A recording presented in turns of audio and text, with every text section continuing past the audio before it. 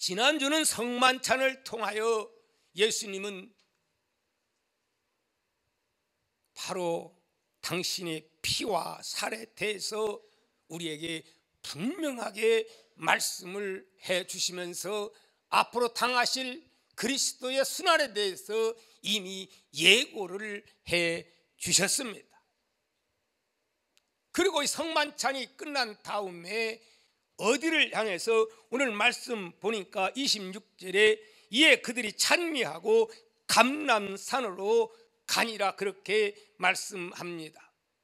바로 이 감람산은 겟셋만의 동산을 말하는 건데 감람산 안에 자그마한 겟셋만의 동산이 있는 곳입니다. 이제 그곳에 이제 예수님이 사명 감당하기 위해서 기도하기 위해서 겟셋만의 동산으로 가게 되는 거죠.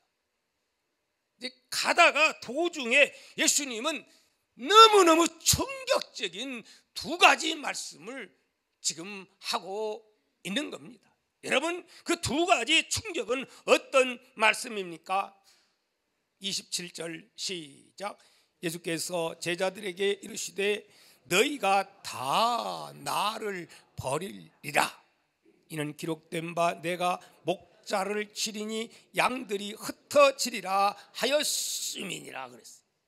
먼저 충격적인 말은 너희들이 다 나를 어떻게 할 것이다? 버릴 것이다. 그러면서 이유는 뭐냐? 스가랴 13장 7절에 이미 예언을 해 놓았다. 그 예언에 의해서 모든 것들이 지금 차차 진행되는 것을 주님은 말씀을 했던 겁니다. 그리고 이어서 또 어떤 충격적인 말씀을 합니까? 28절에 시작. 그러나 내가 살아난 후에 너희보다 먼저 갈릴리로 가리라. 내가 십자가의 고난, 십자가의 죽음 그것이 있는 다음에 내가 반드시 어떻게 해서 다시 살아나서 어떻게 갈릴리로 가게 될 것이다. 뭘 지금 말하고 있는 겁니까? 부활을 말하고 있는 겁니다. 죽으나 산다고 하는 말을 이해하고 있는 겁니다. 여러분, 제자들이 버리고 도망갈 것이 더 충격적인 이야기입니까? 죽은 자가 살아나는 이 이야기가 충격적인 이야기입니까? 부활이 충격적인 거지요. 이런 일이 세상에 있을 수 있는 일입니까? 그러면 우리의 시선과 눈은 어디에 집중해야 됩니까? 부활에 대해서 집중해야 됩니다. 십자가에 대해서 사망고도 깨뜨리고 다시 부활한다는 주님의 말씀에 집중해야 됩니다.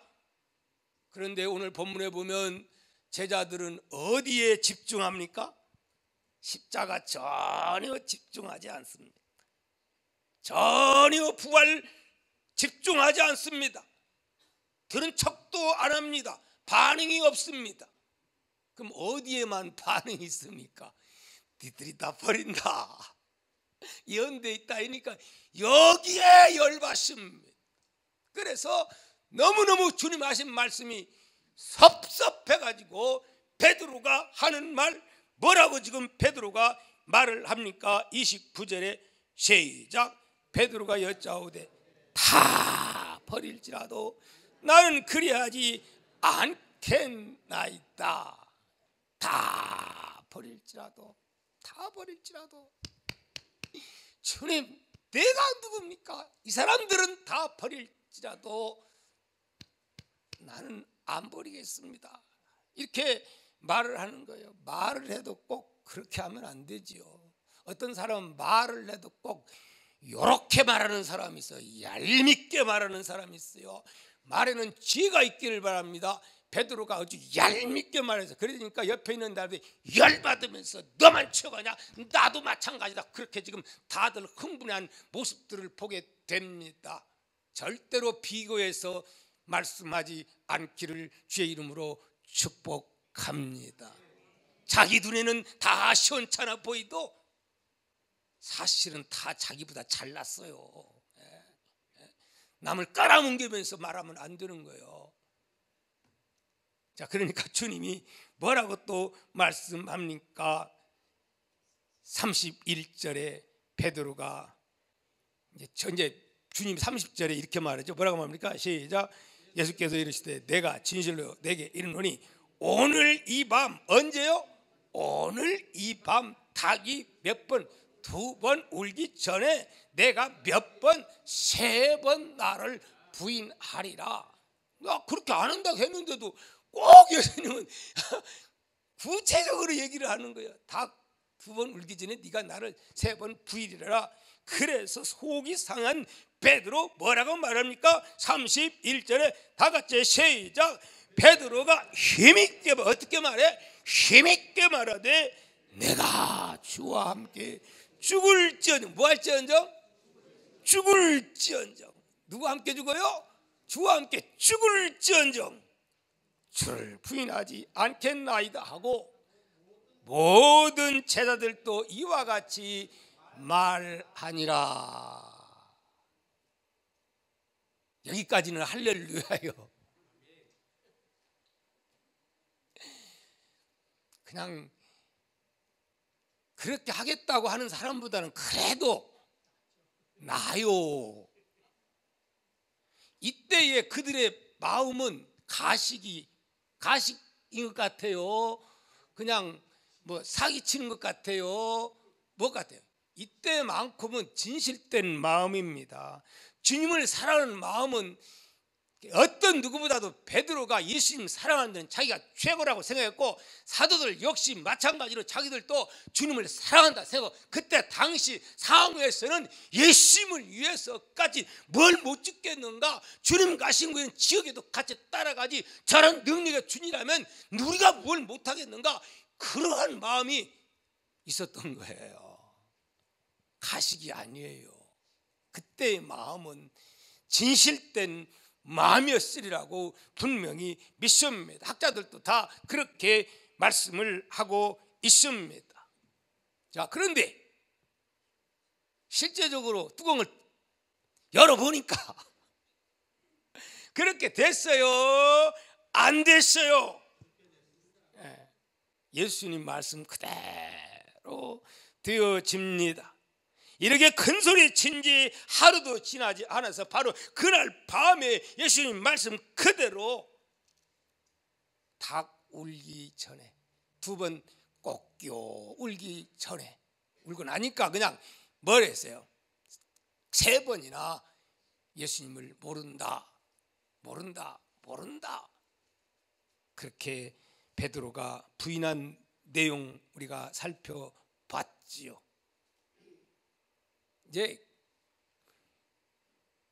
부인하는 수준이 아니라 하나님께 무모하고 맹세하면서, 하나님의 이름으로 이렇게 맹세하면 돼요, 안 돼요? 구약에요, 하나님 이름 망령되이 맹세한 거는 엄청나게 큰 죄입니다. 그러니까 맹세 가지고 또 안 될 것 같으니까 어떻게 해요? 누구를 향해서 저주하여? 예수님을 향해서 저주하고 맹세합니다. 저주하고. 그러면 이 저주가 어떤 저주겠어요? 예수님께 욕을 낳고 예를 들어서 십자가를 갖다 놓으면서 밟아가지고 없애라, 그리고 다시는 예수 안 믿는다고 해라, 받고 짓밟는 그 행위 못지 않는 그런 엄청난 죄를 저지른 겁니다. 뭐라고 저주를 했겠어요? 생략됐습니다마는 상상에 맡기겠습니다. 참 안타까운 일이지요. 그것도 누구의 말에? 제사장의 그 일하는 계집 종의 말에. 종이 누구요? 사람 취급도 받지 못했어요. 그것도 여자, 자그마한 여자아이가 그렇게 말하니까 무서워서, 두려워서 그런 엄청난 죄를 저지르게 된 겁니다. 사랑하는 성도 여러분, 왜 베드로는 그러한 엄청난 잘못을 저지르게 되었을까요? 어찌 이렇게 마음이 변했을까요? 그때 상황과 지금 상황은 같아요, 달라요? 다른 거예요. 그때만 하더라도 예수님이면 얼마든지 12영 천 되는 천사를 동원해서 기적을 베풀 수 있는 능력의 주님을 그들은 믿었어요.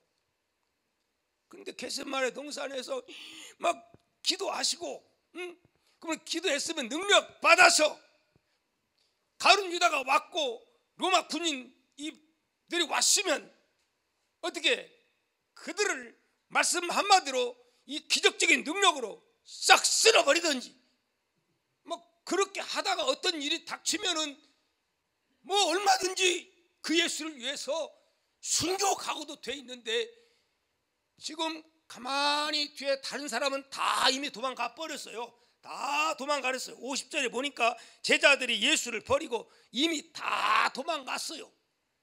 그런데 도망가다 가만히 생각하니까 내가 누구요? 그래도 수제자야.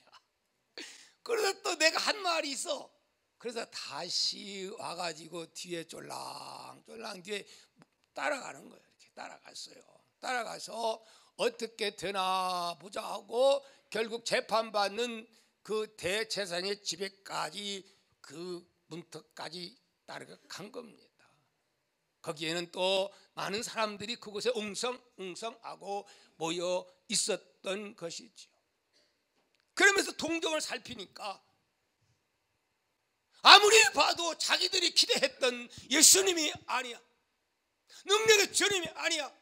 풍랑을 잔잔케 하는 그 엄청난 권세 다 어디로 가버리고, 마치 이사야 53장에 도수장으로 끌려가는 어린 양과 털 깎는 자 앞에서 잠잠한 양과 같이 그 모습 그대로예요.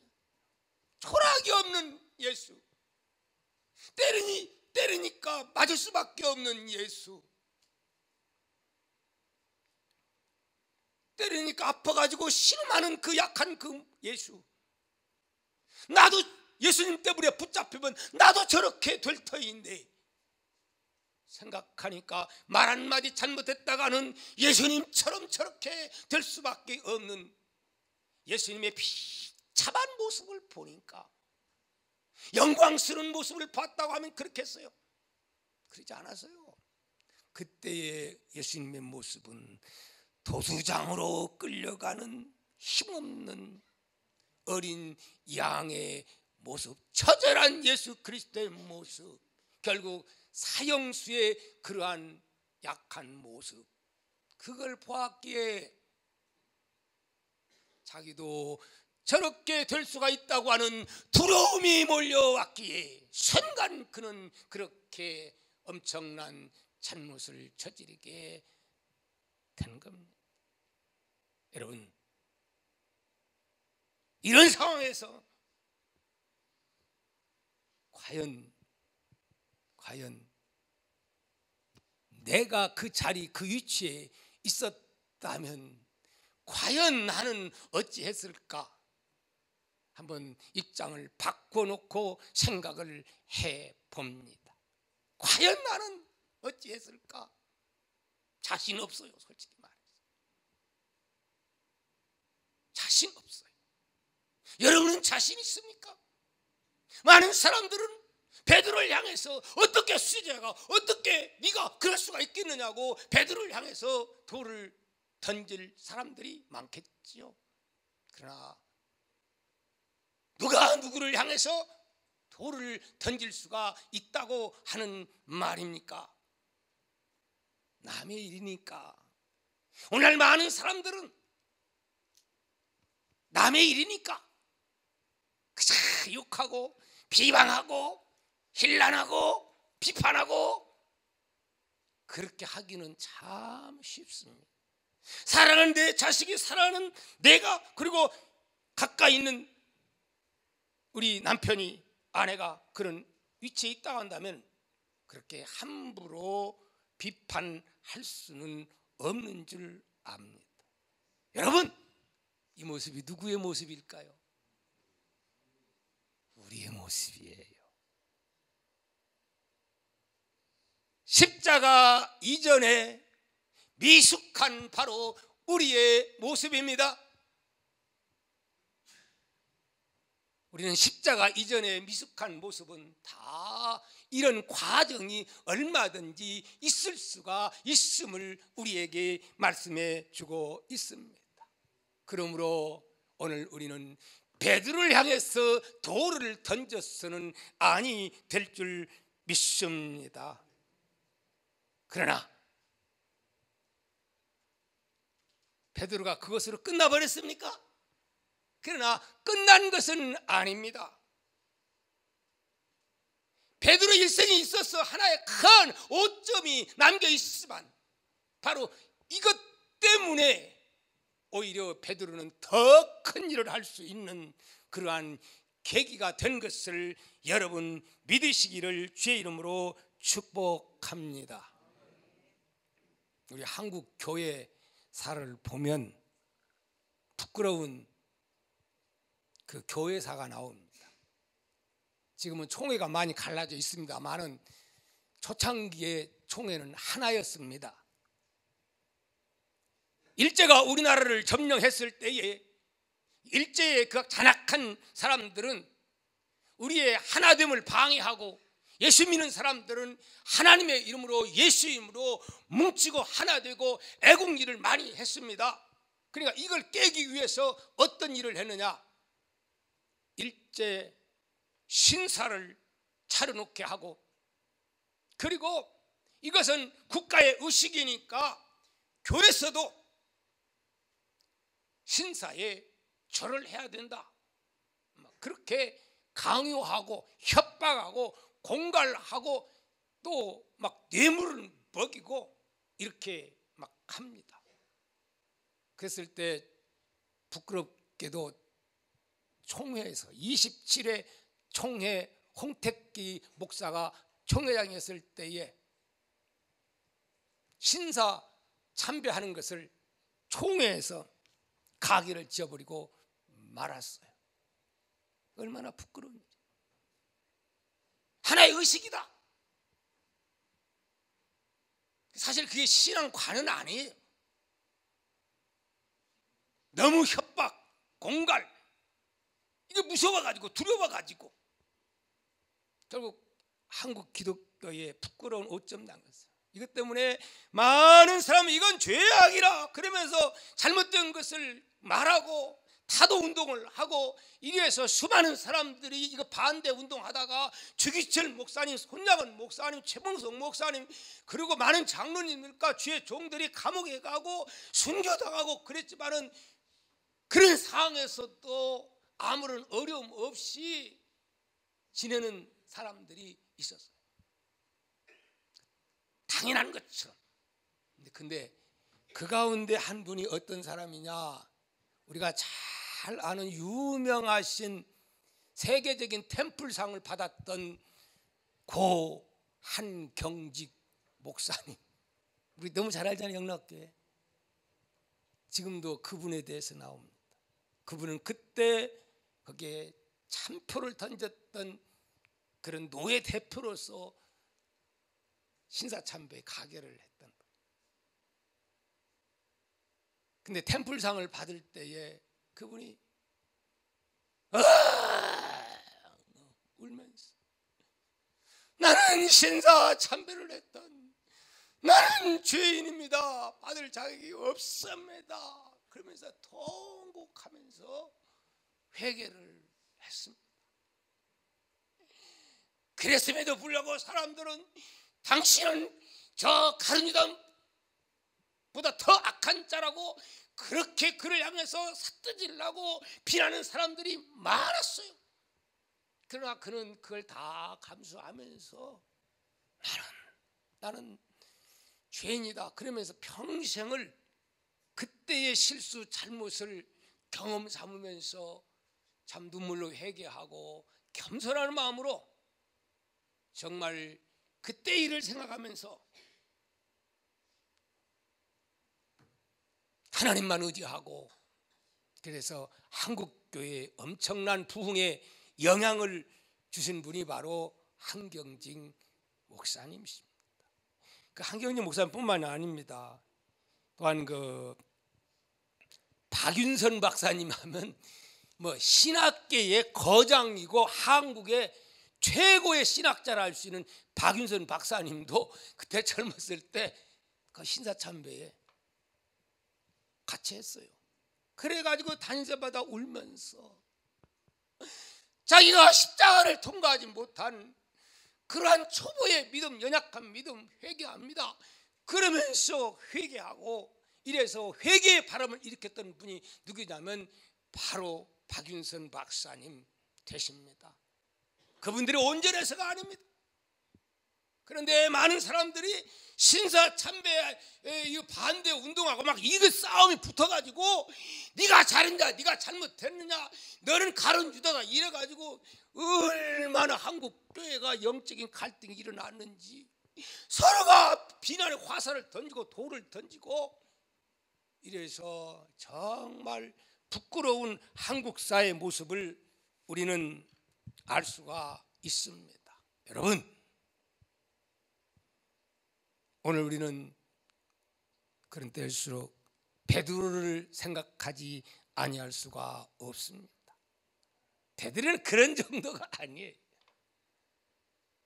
예수님께 저주까지 했던 그 신사참배 수준이 아니에요.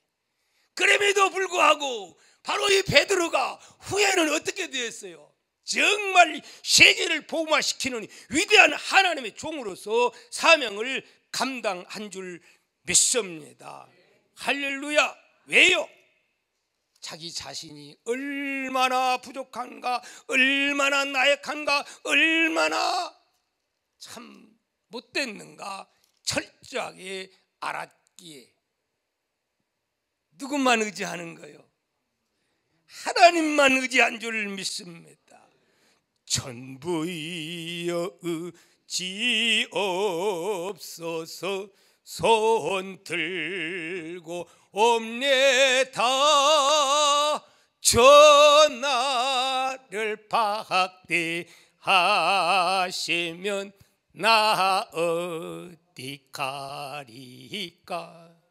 내 죄를 씻기 위하여 피 흘려 주시니 고되게 하는 마음으로 저 앞에 옵니다.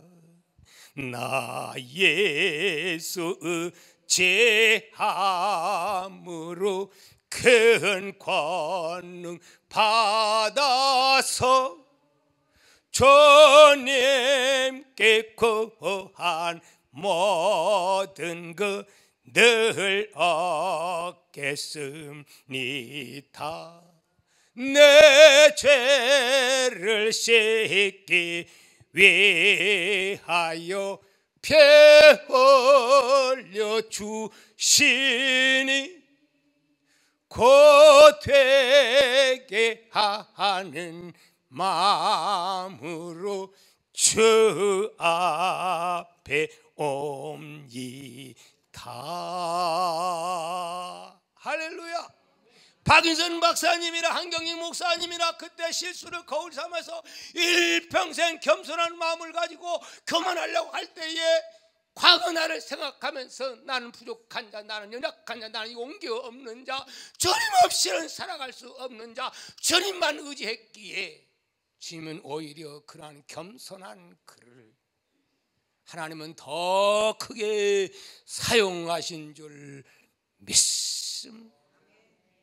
그러므로 우리는 누구를 향해서 신사참배를 했다, 뭐 또 안 했다 해가지고 교만하고 목 세우고 교단을 가르고 이렇게 하면 더 큰 죄가 되는 겁니다. 의인은 없나니 하나도 없는데 누구를 향해서 돌팔매질을 할 수가 있단 말입니까? 오늘 우리는 어떤 누구를 향해서 또 돌팔매질하는 그런 어리석은 자들이 없기를 주의 이름으로 축원합니다. 축원합니다. 한 여인이 간음죄를 졌다가 질질 끌려와서 주님 앞에 나왔을 때에 사람들은 흥분하면서 세상에 이 개 하면서 여인을 향해서 비난하면서 그를 던지려고 합니다. 주님은 어떡합니까? 이 사람이 이렇게는 당신은 어떻게 하면 좋겠습니까? 주님은 어떻게 했습니까?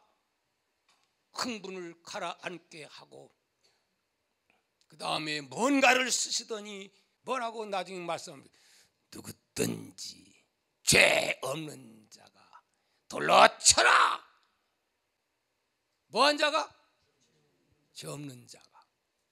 그랬더니 어떤 젊은이가 열받아가지고 전녀는 죽여야 한다 하면서 돌을 사정없이 쳤어요. 한 사람도 안 쳤어요. 다 맥없이 돌 던지고 갔어요. 그 무슨 말이에요? 다 쌤이라. 알고 보니까 다 내가 그런 환경처에 보면 나도 어쩔 수 없지 하면서 그들은 돌 힘없이 놓고 갔다는 사실을 여러분 기억하시기를 바랍니다. 할렐루야. 여러분, 우리는 십자가 이전에 얼마든지 미숙한 그러한 신앙생활을 할 수가 있습니다. 여기 나오는 베드로 그리고 또한 사도들 십자가를 통과하기 전에 기적만 가지고 안 됩니다. 능력만 가지고 안 됩니다. 본 것만 가지고 안 됩니다. 십자가를 통과해야 되는 겁니다. 구체적으로 말씀드리면 십자가를 통과하기 전에 이들의 모습은 어떤 모습이었는가? 베드로는 특히 자기 자신을 너무 과신했습니다. 이 사람들은 다 버릴지라도 나는 내가 아니면 나는 이거 나가 죽어야 돼요. 이 사람들은 버릴지라도 나는 이 과신이 때로는 문제가 됩니다. 교만이 될 수가 있습니다. 내 자신을 알지 못합니다. 남을 깔아 뭉갤 수가 있습니다. 너무 자신을 과신하지 마시기를 바랍니다. 사실 베드로는 큰소리 칠만 하지요. 왜 그러냐? 마태복음 16장에서 다른 사람들은 아무도 고백 하나 못했는데 베드로는 주는 그리스도 살아계신 하나님의 아들입니다. 그랬더니 주님이 기뻐하시면서 바요나 시므나 복이 있도다 이를 알게 아니는 혈육이 아니요 내 아버지께서 알게 했다. 그러면서 뭘 주나? 천국 열쇠를 주너라 이러면서 음부의 권세를 이기지 못한 엄청난 복을 주님이 누구에게 약속했어요?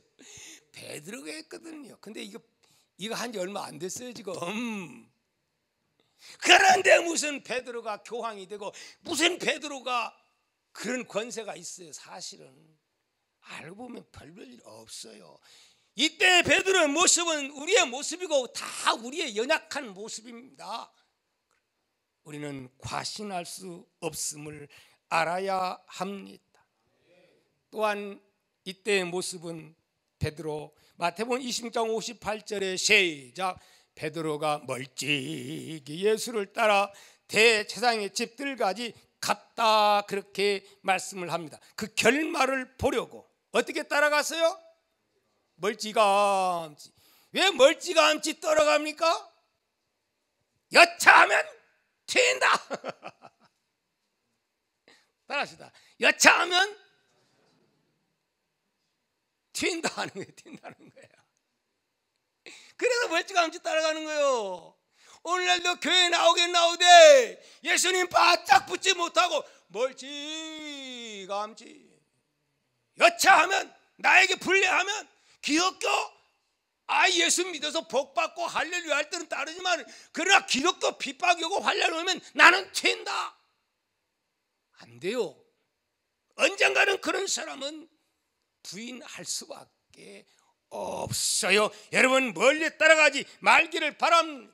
가까이 바싹 주님과 함께 그래야 다른 생각을 못 하는 거예요. 마지막 뭐하지 않아서 이런 사람이 되고 말았어요. 기도하지 않았다. 이 마가복음 14장 38절에 주님 겟세마네 동산에서 주님은 땀방울 되도록 그렇게 핏방울 되도록 그래 기도하는데 사도들은 뭐합니까? 코를 골고 잠자고 있는 거예요. 그래서 주님 뭐라고 말씀합니까?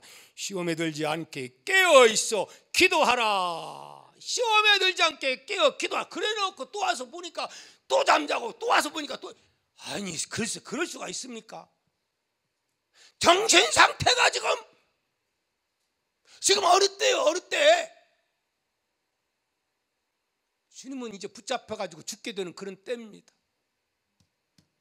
전혀 이거하고는 거리가 멀어. 때를 분별해야 됩니다. 기도해야 할 때가 있습니다. 그럴 때는 기도하십시오. 놀 때가 있습니다. 뛰어노십시오. 기도해야 할 때인데도 기도도 안 하고 뛰어놀면 후회하게 됩니다. 지금 기도할 때가 겟세마네 동산에 와서 지금 잠잘 때입니까? 예수님 한시도 깨있지 못하더냐. 한시도. 결국은 시험에 들어버리고 만 것이지요. 여러분, 자 그렇다면 베드로와 가룟 유다의 차이점이 뭐예요? 누가 더 큰 죄를 저질렀다고 생각됩니까? 베드로입니까? 유다입니까? 나는 유다보다도 베드로가 더 큰 죄를 저질렀다고 봅니다. 왜요?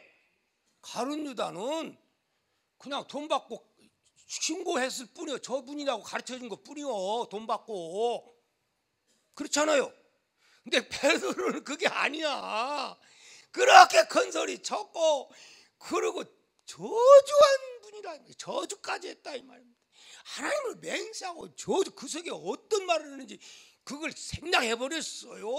그리고 엄청난 죄는 사실 베드로보다 더 큰 죄를 저질렀죠. 근데 뭐가 차이점이냐? 베드로는 예수님이 직접 꼬집어가지고 얘기를 해줬는데도 그냥 싹 그냥 귀 막아버린 거요. 근데 베드로는 달기, 사람 소리도 아니고 달기 꼬끼우 달개의 소리를 통해서 주님의 음성으로 듣는 이 귀가 열렸으니 오늘 우리들도 달개 소리를 통해서 때로는 손주의 소리를 통해서 때로는 자연의 소리를 통해서 때로는 주의 종의 소리를 통해서 하나님의 음성으로 예수님의 음성으로 들을 수 있는 이 영의 귀가 열려져 있어야 합니다. 할렐루야. 이게 다른 거예요. 특히 나가서 오늘 본문에는 울었다고 했지만 마태복음 보면은 뛰쳐나 통곡했더라. 막 가슴을 치면서 주님 말씀 생각하면서 통곡하고 회개하고 이게 다른 거예요. 다른 거예요. 그렇다고 해서 그걸로 막 끝나느냐? 끝난 거 아니야. 그렇게 했음에도 불구하고 아직 십자가 이전의 베드로의 모습은 그러고 나서 가서 고기나 잡고 했던 그런 베드로예요. 그러나 십자가 이후에 십자가를 통과한 그리고 부활의 주님을 목격한 또 오순절날 주님 말씀을 붙잡고 이러한 연약한 베드로였기에 자기 자신을 생각하면 사명 감당할 수가 없어. 그래서 이제는 주님께서 약속하신 요한복음 16장 7절 말씀 그러나 내가 너에게 실상을 말하노니 내가 떠나가는 것이 너희에게 유익이라. 내가 떠나가지 아니하면 보혜사가 너희에게 오시지 아니할 것이요 가면 내가 그를 너희에게 보낸다. 이 말씀을 붙잡은 거예요. 그 보혜사는 그 다음 말씀 보니까 영원토록 너희와 함께한다. 그렇지.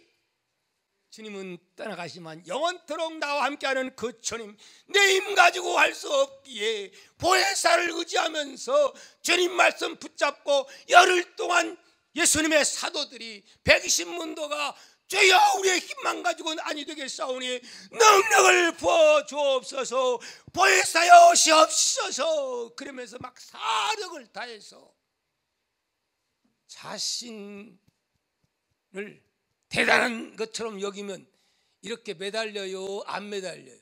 안 매달려요. 자신을 과신하면 안 매달려요.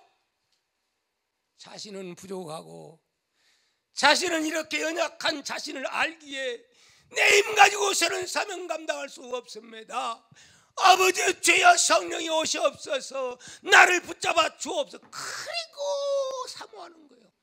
그랬더니 놀라운 성령의 역사, 부활을 목격하고 성령의 역사까지 인치게 되었으니 그 후로 베드로는 달라졌어요? 안 달라졌어요? 완전히 달라졌어요. 180도로 달라졌습니다. 어떻게 달라졌습니까? 막 베드로가 지난번에 말씀드렸죠. 일어나서 저 술에 취했다니까 벌떡 일어나가지고 이 사람들은 술에 취한 자들이 아니다. 너희들이 죽인 예수 그리스도가 저렇게 지금 하고 있다. 회개하라 막 외치게 되잖아요. 겁이 없어요. 겁이 없어요. 또 합시다. 성령 충만하면 겁이 없다. 그래서 붙잡아다가 두드러 패고 막 공갈 협박하고 다시는 예수의 이름으로 말하지 말라 하니까 뭐라고 말합니까? 이 사람들아, 우리가 하나님 말씀 듣는 것이 너희 말을 듣는 옳은가 판단해 봐라 이 사람들. 그러니까 할 말이 없는 거예요. 얼마나 달라졌습니까? 이렇게 달라졌습니다. 겁이 없습니다. 두려움이 없습니다. 여러분, 오늘 우리가 신앙생활 하면서 하나님으로 충만하면, 성령으로 충만하면 돈 없어도 가난해도 환경이 안 좋아도 겁이 없는 거예요. 걱정이 안 드는 거예요. 담대한 거예요. 기쁨이 넘치는 거예요. 그러나 성령 없이 내 힘으로 살아가려면 아무리 돈을 500만 원짜리를, 아니 뭐 500짜리 없죠, 뭐 5만짜리를 교회만큼 갖다 줘도 아무 쓸데없는 거예요. 공허는 밀려오게 돼 있어요. 두려움은 오게 돼 있어요. 세상이 두렵고 늙어가는 것이 두렵고 질병 걸릴까 두렵고 두려워서 못 사는 거예요. 베드로의 이 놀라운 주의 은총이, 십자가 이후에 십자가를 통과한 부활의 영광이, 그 믿음이 우리 모두의 믿음이 될 수 있기를 주의 이름으로 축복합니다. 축복합니다.